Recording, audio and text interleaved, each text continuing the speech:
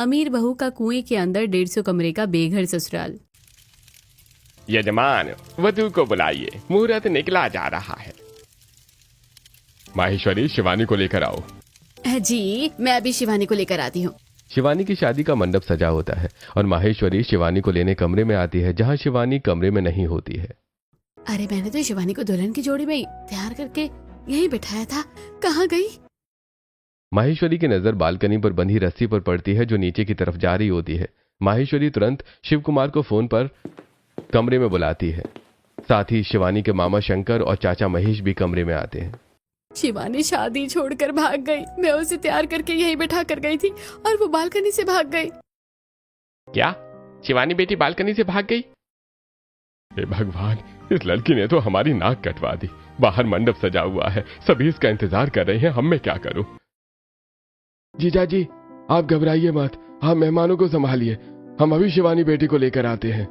इतना कहकर शंकर और महेश तेजी से अपने गुंडों के साथ शिवानी को ढूंढने निकलते हैं और दुल्हन के जोड़े में भागती हुई शिवानी एक पहाड़ की तरफ जाती हुई उन्हें दिखती है। शिवानी बेटी रुक जाओ, कहाँ भाग रही है तू?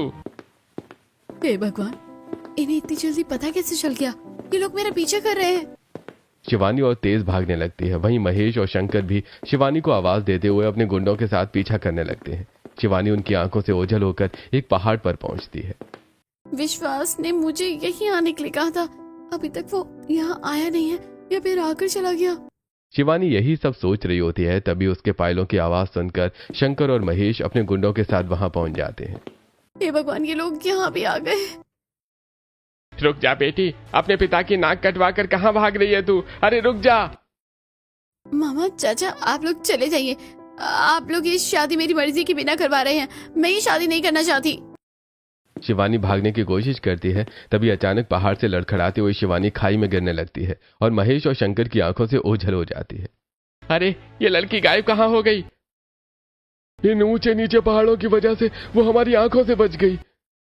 कोई बात नहीं, नीचे गहरी खाई और खतरनाक जंगल है। शिवानी अपने आशिक से यहीं मिलने वाली है, हम यहीं उसका इंतजार करेंगे। शंकर और महेश अपने आदमियों के साथ शिवानी को खोजने दूसरी तरफ चले जाते हैं। वहीं पहाड़ से लुढ़कते हुए शिवानी एक खाई में आती है, जहां शिवानी के सामने कई सालों पुराना किसी राजा के द्वारा बनाया गया कुएं के अंदर 150 कमरे वाला घर होता है। घर के बीचों बीच एक कुआं होता है। सभी दीवारें पुरानी पर काफी मजबूत होती हैं और दीवारों में दरवाजे होते हैं और थोड़ी थोड़ी जगह छोड़कर निचली मंजिल से चौथी मंजिल तक जाने वाली बिना घेरे की सीढ़ियां होती हैं। 1 2 3 4 इतने सारे कमरे। ये तो पूरे 150 कमरे हैं, पर कुएं के अंदर 150 कमरे का घर किसने बनवाया है? अगर मैं इसमें छुप जाऊं तो मेरे मामा और चाचा मुझे कभी नहीं ढूंढ पाएंगे। इतना कहकर दुल्हन के जोड़े और गहनों से लदी शिवानी अपने पायलों की छम छम करते हुए कुएं की सीढ़ियां चढ़कर दूसरी मंजिल में आती है और एक कमरे के अंदर जाकर दरवाजा बंद कर लेती है। तभी पहली, तीसरी और चौथी मंजिल के कमरों से फटे पुराने कपड़ों में रामलाल, शारदा, प्रीति, राघव, नीलम, पिंकी और अरुण बाहर निकलते हैं। मम्मी मम्मी, आवाज कैसी थी? ये आवाज तो पायल की थी, पर इस कुएं के अंदर 150 कमरे वाले घर में पायल किसने पहनी है? क्यों नीलम बहू, तुमने पायल पहनी है क्या? नहीं पापा जी, हम तो बेघर हैं और इस कुएं के अंदर 150 कमरे वाले घर को ही मैंने अपना ससुराल बनाया है। मेरे पास कहाँ पायल है? अरे ऐसा तो नहीं कि कोई हमारी तरह बेघर होकर इस कुएं के अंदर 150 कमरे के अंदर रहने आया हो और इस कुएं में डूबकर मर गया हो, उसी की पायलों की आवाज हो। मुझे बड़ा डर लग रहा है। मम्मी, कैसी बातें कर रही हो आप? मुझे ऐसा मत बोलो ना, मुझे भी डर लगता है। हाँ मम्मी, दादी क्या कह रही है? मुझे भूतों से बहुत डर लगता है। कैसी बातें कर रही हो आप लोग? बच्ची डर रही है और आज के जमाने में आप लोग भूत प्रेत की बातें मानते हैं। हमने कुछ गलत सुना है? हाँ बच्चों, चाचा बिल्कुल सही कह रहे हैं। तुम लोग डरो मत और ऐसे अचानक से कमरे से बाहर मत निकला करो। सामने कुआं है, गिरने का खतरा रहता है। गिरने का खतरा तो है ही, फिर भी यहाँ रहना हमारी मजबूरी है। हम कहीं और जा भी तो नहीं सकते हैं। इतना कहकर सभी वापस अपने अपने कमरों में चले जाते हैं। वहीं दूसरी तरफ पत्थर के बेड पर और लकड़ी की पुरानी अलमारी वाले कमरे में छुपी शिवानी अपने माथे का पसीना पोंछ रही होती है। अच्छा हुआ इन लोगों ने मुझे देखा नहीं, वरना मैं यहाँ भी छुप नहीं पाती। वैसे ये लोग किस मजबूरी की बात कर रहे थे जो इनको इतनी खतरनाक जगह में रहना पड़ता है? अगर मैं भी कमरे से बाहर निकली तो मुझे भी संभल कर निकलना पड़ेगा। कहीं थोड़ा सा भी पाँव आगे पीछे हुआ तो सीधा कुएं में गिर जाऊंगी। अब थोड़ी देर बाद पूरा परिवार अपने अपने कमरों से बाहर निकलता है और नीलम कुएं से थोड़ी दूर मिट्टी का चूल्हा जलाकर सभी के लिए रोटियां सेकती है। देखिए, आप में से कोई डरिएगा नहीं। हम बस कुछ दिनों की ही बात है, फिर हम अपने घर में रहेंगे, पर तब तक हमें यहीं रहना पड़ेगा। पूरा परिवार नमक के साथ रोटियां खाकर अपने अपने कमरों में चला जाता है। रात के 2 बजे शिवानी अपने कमरे में पत्थर के बेड पर बैठी होती है। रात के अंधेरे में भागूंगी तो पापा के गुंडे मुझे ढूंढ नहीं पाएंगे और मैं विश्वास के पास पहुंच जाऊंगी। इतना कहकर शिवानी दूसरी मंजिल से अपने कमरे से बाहर निकलती है। वहीं ठीक शिवानी के कमरे के नीचे पहली मंजिल में अरुण भी अपने कमरे से बाहर निकलता है और शिवानी के पायलों की आवाज सुनता है। अरे, फिर कुएं में पायलों की आवाज गूंज रही है। सच में कहीं कोई भूत प्रेत तो नहीं है? तभी कुएं के पानी में अरुण शिवानी की परछाई देखता है। कुएं में परछाई? अरुण बेटा, लगता है तेरी शामत आ गई है। जय बजरंगबली, जय बजरंगबली। पसीने में भीगा अरुण धीरे से मुंडी ऊपर उठाता है और शिवानी को देखता है। अरे, ये तो जिंदा लड़की है, पर ये है कौन और यहाँ क्या कर रही है? मुझे इसे पकड़ना पड़ेगा। अरुण अपने कमरे में छुप जाता है। जैसे ही शिवानी सीढ़ियों से उतरते हुए अरुण के कमरे के दरवाजे के पास आती है, अरुण तुरंत बाहर निकलता है और शिवानी का मुंह अपने हाथों से बंद कर उसे पकड़ लेता है। एकदम चुप! कौन हो तुम और यहाँ क्या कर रही हो? कहीं तुम मयूरी की आदमी तो नहीं हो? शिवानी को शांत देखकर अरुण शिवानी का मुंह छोड़ देता है। आदमी दिख रही हूँ मैं तुम्हें? और मैं किसी मयूरी की आदमी नहीं हूँ। मेरे पिता का नाम शिव कुमार है। अरे जो भी हो, तुम यहाँ क्या कर रही हो? मैं अपनी शादी से भाग कर आई हूँ। मेरे पापा बहुत अमीर बिल्डर हैं। वो मेरी शादी अपनी हैसियत के बराबर वाले किसी से करवाना चाहते थे, पर मैं विश्वास से प्यार करती हूँ, इसलिए मैं घर से भाग गई। पर तुम यहाँ आई कैसे और इतनी रात को कहाँ जा रही थी? मेरे मामा और चाचा ने अपने गुंडों को मेरे पीछे लगाया है, इसलिए मैं रात के अंधेरे में यहाँ से निकल रही थी ताकि उनसे बचकर अपने बॉयफ्रेंड के पास पहुंच सकूं। तुम्हें यहाँ से बाहर निकलने का रास्ता पता है? ये तुम्हारे पास फोन है? नहीं, मैं तो यहाँ लुढ़कते हुए आ गई थी और मेरा फोन भी स्विच ऑफ हो गया था, वो भी कहीं गिर गया। ना तुम्हें रास्ता पता है, ना तुम्हारे पास फोन है, तो इतनी रात गई जा कहाँ रही थी मरने? देखो, यहीं छुपी रहो, मैं कल तुम्हें यहाँ से लेकर चलूंगा और तुम 5वीं मंजिल के किसी कमरे में छुपो। उतनी ऊपर मेरे परिवार से कोई नहीं जाता है। इतना कहकर अरुण 5वीं मंजिल के एक कमरे में शिवानी को छुपा देता है। इसी तरह रात बीतती है। अगली सुबह पूरा परिवार कुएं से थोड़ी दूर बैठा होता है। नीलम चूल्हे से चावल उतारती है और सभी को केले के पत्तों में परोसती है। प्रीति बेटी, जरा एक गिलास पानी तो देना। हाँ, अभी देती हूँ। प्रीति कुएं से एक लोटे में पानी निकालकर सभी के बीच रख देती है। मम्मी, आज भी खाने में सिर्फ चावल है क्या? हाँ बेटी, अब अच्छे बच्चे की तरह जल्दी से खा लो। जंगल की लकड़ियां और फल बेचकर ज्यादा पैसे नहीं कमा पा रहा हूँ, क्योंकि हम में से कोई भी बाजार नहीं जा सकता। इस खाई के बाहर इक्का दुक्का लोग ही होते हैं जो मुझसे लकड़ियां या फल खरीदते हैं, वो भी बहुत कम दामों में, जिसमें सिर्फ चावल या आटा ही हो पाता है। तो हम कर भी कह सकते हैं, अगर हमने बाजार में कदम रखा तो हमारी जान पर बन आएगी। यहाँ तो सिर्फ हमें कुएं से खतरा है। चाहे कुछ भी हो, फिलहाल हमारे लिए सबसे सुरक्षित जगह कुएं के अंदर का घर है और कहीं भी सुरक्षित नहीं है। पूरा परिवार बातें करते हुए सूखे चावल खाते हैं। वहीं अपने कमरे में छुपी शिवानी। इन्हें क्या खतरा है? उस लड़की को भी तो भूख लगी होगी, थोड़ा उसके लिए बचा लेता हूँ। मुझे इस कुएं के पास बैठकर खाने में डर लग रहा है, मैं जा रहा हूँ अपने कमरे में बैठकर खाऊंगा। इतना कहकर अरुण थोड़ा चावल बचाकर अपने कमरे में चला जाता है और सभी के सो जाने के बाद वो शिवानी के कमरे में चावल लेकर जाता है। ये लो, ये चावल खा लो। मैं अमीर घर की बेटी हूँ, मैंने कभी सूखा चावल नहीं खाया, और वैसे भी ये तुम्हारा झूठा है। अरे खा लो, इसके अलावा और कुछ नहीं है। अपनी शादी के दिन से भूखी शिवानी चावल लेकर खाने लगती है। तुमने कहा था तुम मुझे मेरे बॉयफ्रेंड के पास लेकर चलोगे। मैं यहाँ नहीं रह सकती, उसे मेरी चिंता हो रही होगी।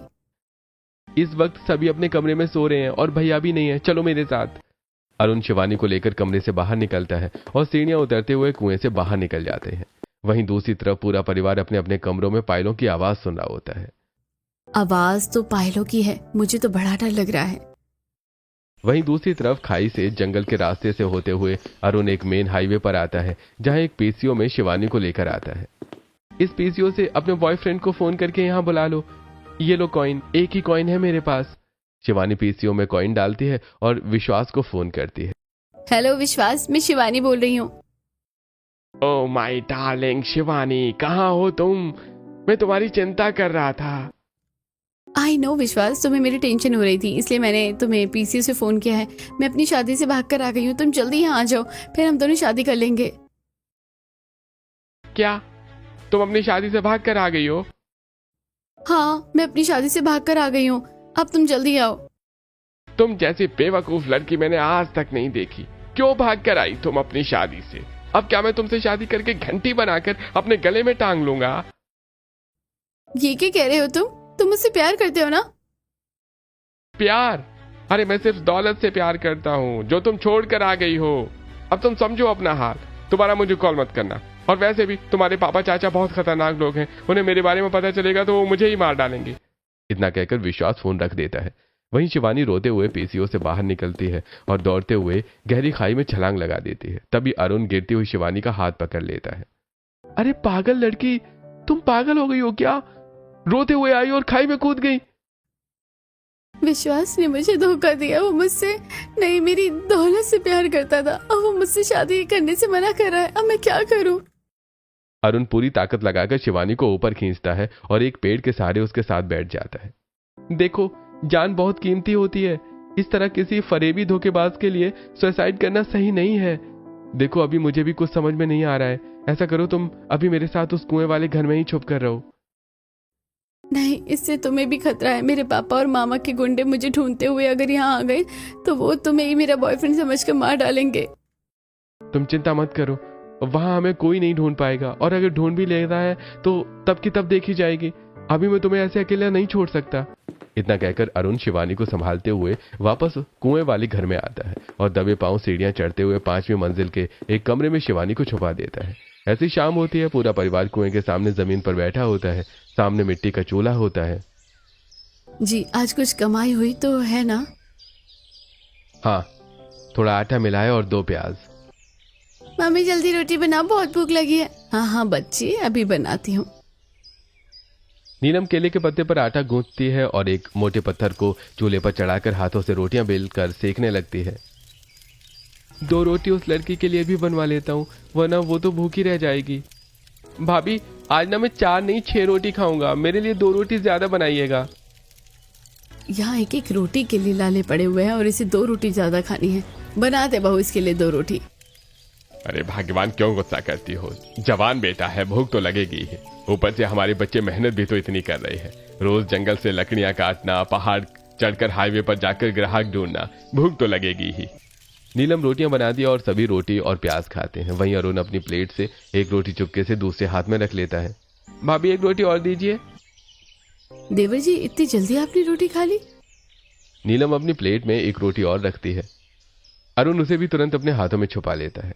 हाँ भाभी, मेरा पेट तो भर गया। अब मैं अपने कमरे में जा रहा हूँ। आप लोग भी कमरे में जाकर जल्दी सो जाइएगा।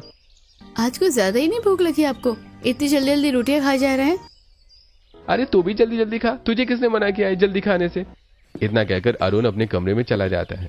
वहीं पूरा परिवार भी खाना खाकर कुएं में हाथ पांव धोता है और अपने कमरे में सोने चला जाता है। रात के 12 बजे अरुण शिवानी के साथ सीढ़ियों पर पांव लटकाकर बैठा होता है और शिवानी रोटी प्याज खा रही होती है। देखो, कभी भी सुसाइड के बारे में मत सोचना। तुमने कोई गलती नहीं की है और मेरी बात मानो। सबके मम्मी पापा अपनी बच्ची से प्यार करते हैं, वो तुम्हें स्वीकार कर लेंगे। तुम उनके पास वापस चली जाओ। मेरे पापा बहुत अमीर है, उनके लिए इज्जत ही सब कुछ है। वो मुझे कभी माफ नहीं करेंगे और सबसे पहले तुम्हें मारकर साफ करेंगे, इसलिए मैं वापस नहीं जा सकती। तभी अरुण की नजर शिवानी के चेहरे पर आई पसीनों पर पड़ती है।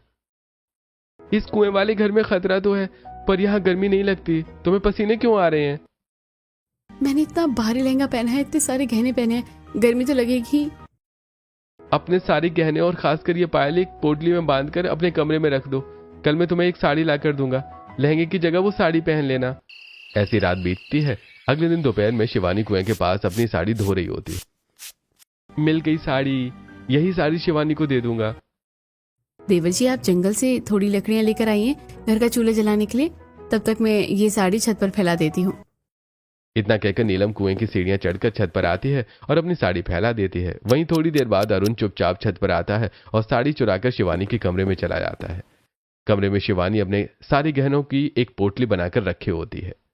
ये लो, ये साड़ी पहन लो, इससे तुम्हें गर्मी नहीं लगेगी। गर्मी तो नहीं लगेगी, पर मुझे बहुत प्यास लग रही है।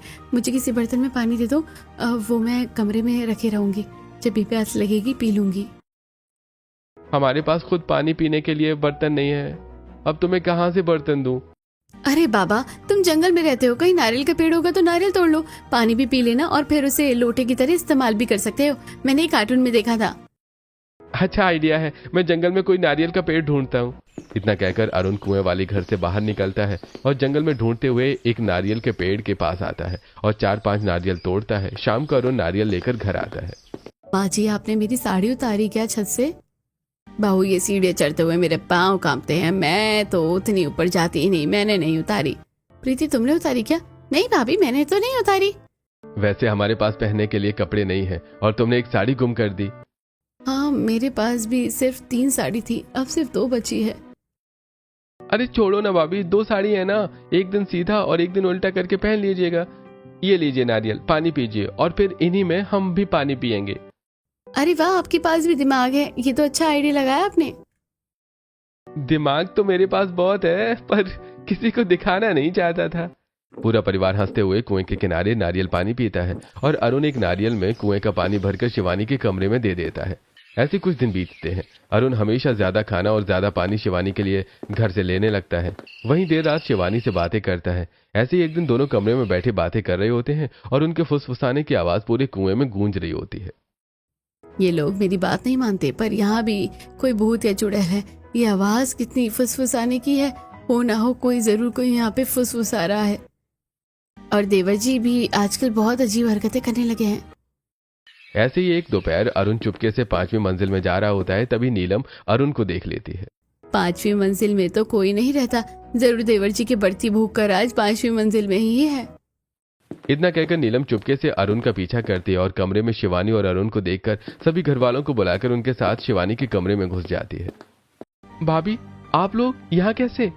नालायक, तूने यह लड़की छुपा कर रखी है और हमें बताया तक नहीं। बताइए देवर जी, कौन है ये लड़की और यहाँ कैसे आई? वो देखिए भाभी, दुल्हन का जोड़ा। नालायक कहीं के, तू शादी के मंडप से लड़की भगा कर लाया है, वो भी इतनी गंभीर परिस्थिति में, ऊपर से छुपा कर रखा है। नहीं, मैं इसे भगाकर नहीं लाया हूँ, ये खुद अपनी शादी से भाग कर आई है। बात तो वही हुई, वो भाग कर आई, चाहे तो भगा कर लेकर आया हो। छुपा कर रखा है ना तूने? नहीं, आप लोग गलत समझ रहे हैं। मैं शादी के मंडप से भागी हूँ, पर अरुण के लिए नहीं, अपने बॉयफ्रेंड विश्वास के लिए। शिवानी अपनी पूरी कहानी घर वालों को बताती है। मुंह नाक पिता, नाम विश्वास और विश्वासघात करता है, नरक में भी उसे जगह नहीं मिलेगी। बेटी, अब तुम्हें छुप कर रहने की जरूरत नहीं है, तुम हमारे साथ आराम से रह सकती हो। अच्छा, अब मैं आप लोगों के साथ रह सकती हूँ? आप लोगों को कोई दिक्कत तो नहीं है? नहीं आंटी, हमें कोई दिक्कत नहीं है, आप हमारे साथ खेलना। हाँ, मैं रोज तुम्हारे साथ खेलूंगी। इतना कहकर सभी कमरे से बाहर निकलते हैं और सीढ़ियां उतरने लगते हैं। तभी शारदा फिसल कर कुएं में गिरने लगती है। तभी शिवानी तुरंत शारदा का हाथ पकड़ लेती है। अरे राघव, वरुण, जल्दी जल्दी अपनी माँ को ऊपर खींचो। सभी मिलकर शारदा को ऊपर खींचते हैं और कांपते हुए पांवों से संभल कर नीचे उतरते हैं। आप लोगों ने यहाँ रहने के लिए कितना कुछ इंतजाम किया है। इस कुएं की सीढ़ियों पर एक रेलिंग भी तो लगवा सकते हैं। यहाँ खाने के पैसे नहीं है, रेलिंग कहाँ से लगवाएंगे? पैसों से नहीं लगवानी रेलिंग, मोटी मोटी लकड़ियों में बेलों को अच्छे से बांधकर उन्हें जमीन में गाड़ देंगे तो गिरने का खतरा कम हो जाएगा। हाँ, ये आइडिया बहुत अच्छा है। शिवानी, नीलम, राघव और अरुण जंगल में आते हैं। मोटी मोटी लकड़ियां और बेलें काट कर घर लेकर आते हैं और उन्हें लकड़ियों में मोटी बेल बांधकर सीढ़ियों पर रेलिंग लगा देते हैं। अब मैं कभी नहीं गिरूंगी कुएं में, मजा आ गया। मुझे नहाना है, मैं जब से भाग कर आई हूँ तब से मैंने नहाया नहीं है और लकड़ियां काट कर मुझे और भी ज्यादा पसीना हो गया है। बेटी, हम सभी अपने कमरे में चले जा रहे हैं, तो आराम से कुएं के पास नहा ले। मतलब आप लोगों ने कोई बाथरूम भी नहीं बनवाया है? बेटी, अब यहाँ बाथरूम कैसे बनाएंगे? वैसे ही जैसे हमने रेलिंग बनाई है। जब इतनी मेहनत की है तो थोड़ी और मेहनत करेंगे। अरुण, तुम मेरे से जंगल चलो, थोड़ी चीजें इकट्ठा करनी है।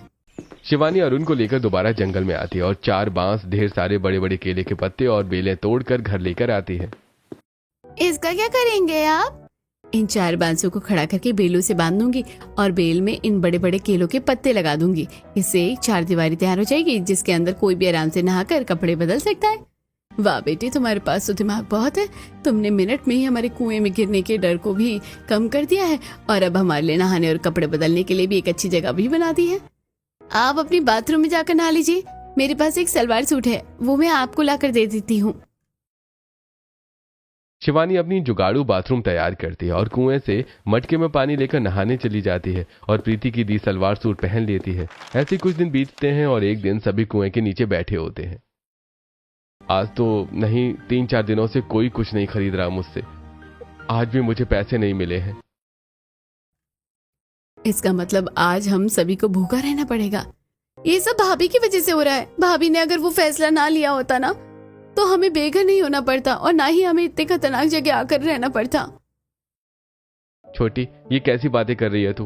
तू अच्छे से जानती है तेरी भाभी का फैसला सही है, इसीलिए हम सब उसका साथ दे रहे हैं।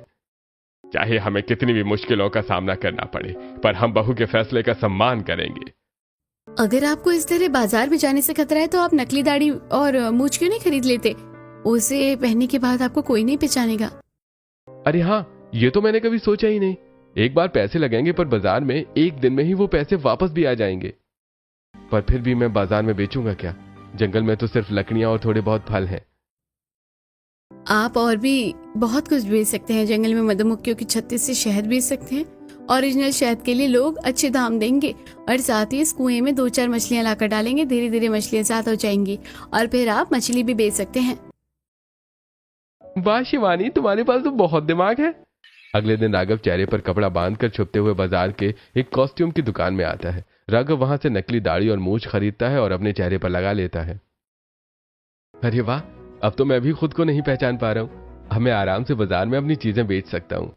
ऐसे ही आज का दिन बीतता है। अगले दिन राघव और अरुण भेष बदलकर मधुमक्खियों के छत्ते से निकाले शहद और फल लेकर बाजार आते हैं। तुरंत ही उनके पास ग्राहकों की भीड़ लग जाती है। अरे भाई, मैं शहद पहचानता हूँ, ये असली शहद है। मुझे ये बर्तन भरकर शहद दे दो। अगर ऐसी बात है तो मुझे भी ये बर्तन भरकर शहद दे दो।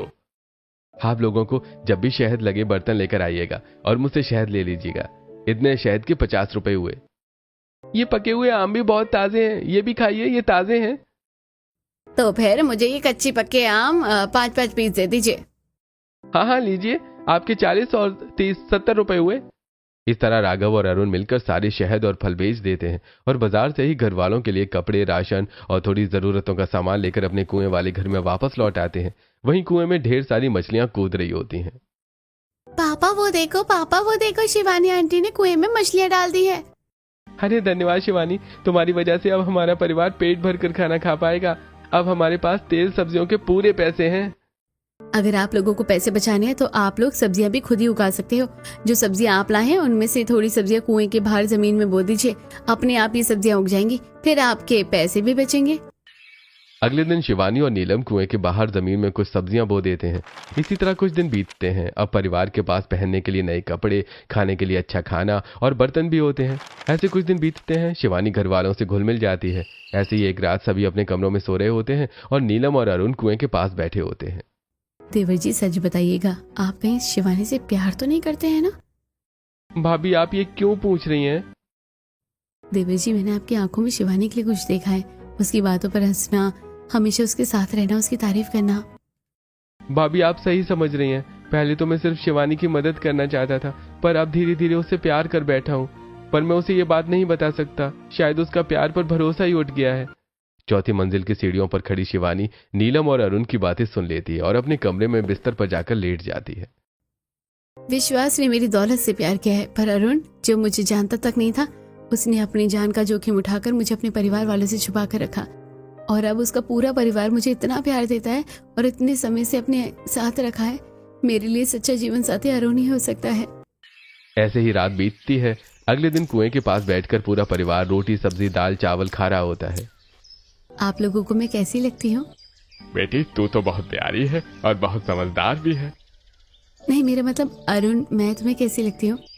शिवानी, तुम अचानक ये सवाल क्यों पूछ रही हो? अरुण, कल रात मैंने तुम्हारी और भाभी की सारी बातें सुन ली थी। क्या सच में तुम मुझसे प्यार करते हो? हाँ, मैं तुम्हें प्यार करने लगा हूँ।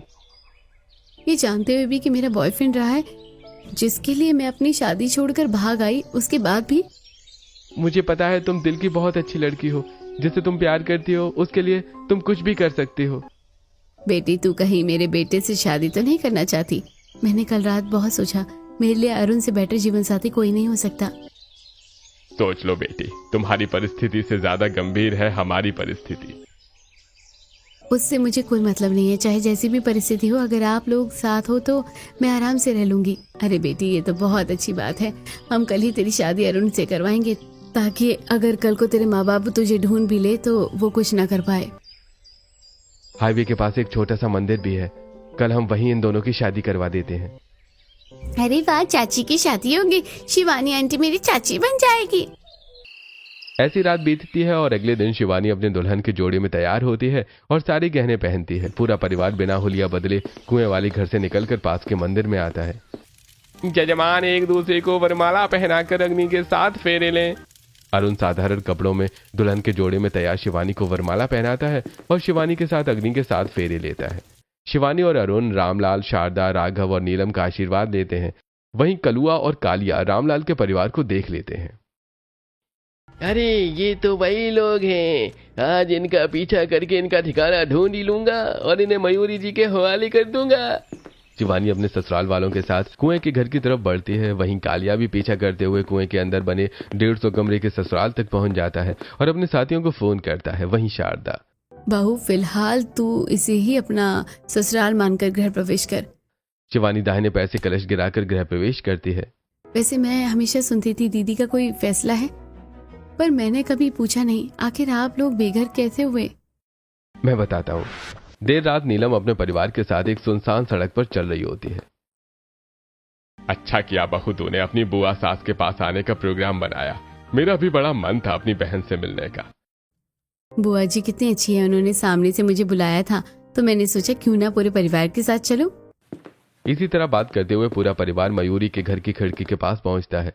घर में मयूरी, कल्लू और कालिया के साथ हाथ में चाकू लिए अपनी बहू राधिका और राधिका की 5 साल की बच्ची के सामने खड़ी होती है। ये बुआ जी चाकू लिए इन गुंडों के साथ राधिका दीदी के सामने क्यों खड़ी है? तू मेरे बेटे को तलाक देती है कि नहीं? माँ जी, क्यों आप मेरे घर से बिगाड़ना चाहती है? मैं उन्हें तलाक नहीं देना चाहती। अगर तू मेरे बेटे को तलाक नहीं देगी तो मैं अपने बेटे की अमीर लड़की से शादी कैसे करवाऊंगी? इतना कहकर मयूरी राधिका के पेट में चाकू मार देती है। खून देखकर नीलम की चीख निकलती है और मयूरी और कालिया नीलम को देख लेते हैं। कल्लू, कालिया, पकड़ो इसे। नीलम अपने पूरे परिवार के साथ भागती है और अगले दिन सभी अपने घर के पास पहुंचते हैं, जहां कल्लू और कालिया ने पहले ही कब्जा कर लिया होता है। बहू तूने मयूरी के खिलाफ कंप्लेन तो कर दी है, पर उसके गुंडों ने हमारे घर पर कब्जा कर लिया है। पापा जी, हमें इनकी नजर से बचकर यहाँ से भागना होगा, वरना ये हमें भी मार डालेंगे। बुआ के गुंडे हमें भी मारना चाहते हैं। उनसे बचते हुए हम यहाँ पहुंच गए और 2 महीने से हम यहाँ छुपे हुए हैं। कल ही कोर्ट में गवाही है, गवाही देते ही बुआ को जेल हो जाएगी। पर अब गवाही क्यों दे रही हैं? कैसे गवाही ना दूं? उस औरत की एक छोटी सी बच्ची है, न जाने बुआ उसके साथ क्या क्या करेंगी। मैं पीछे नहीं हट सकती। दीदी, मैं भी आपका साथ दूंगी। इतना कहकर पूरा परिवार अपने कमरे की तरफ बढ़ता है। तभी कल्लू और कालिया अपने 2 साथियों के साथ आ जाता है। गवाही तो तू तब देगी ना जब जिंदा बचेगी। हम तुझे यहीं खत्म करके इसी कुएं में फेंक देंगे। हलवा है क्या जो फेंक देगा?